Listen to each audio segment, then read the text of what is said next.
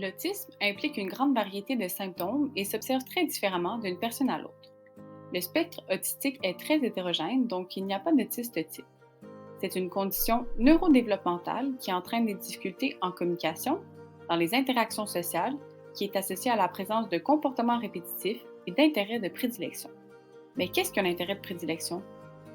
En autisme, un intérêt de prédilection se caractérise par un intérêt envers un seul type d'objet, à la persévération comportementale envers cet objet et à un attachement important envers celui-ci. À noter que la nature de l'objet peut paraître insolite aux yeux des personnes typiques, donc non autistes, du même âge.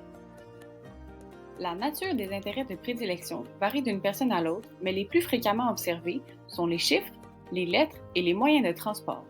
Ces intérêts se manifestent dès la petite enfance et évoluent jusqu'à l'âge adulte. Prenons l'exemple d'un enfant autiste qui présente un intérêt marqué pour les jouets à thématique d'astronomie. En grandissant, cet enfant aurait tendance à acquérir de nombreuses connaissances sur son sujet d'intérêt en utilisant divers moyens, la lecture par exemple. Les possibilités d'exprimer cet intérêt à l'âge adulte sont donc très variées. Mais quelle est la différence entre les intérêts de prédilection en autisme et les intérêts des personnes typiques? Les intérêts des enfants autistes semblent différer quant à leur nature et leur implication dans le quotidien de l'enfant. Par exemple, chez les enfants typiques, la nature des intérêts est davantage de type social, alors que pour les enfants autistes, ils touchent davantage l'alphabétisation. À l'âge adulte, cette différence semble s'estomper. Les recherches montrent que la principale différence observée concerne le vocabulaire utilisé pour décrire les intérêts.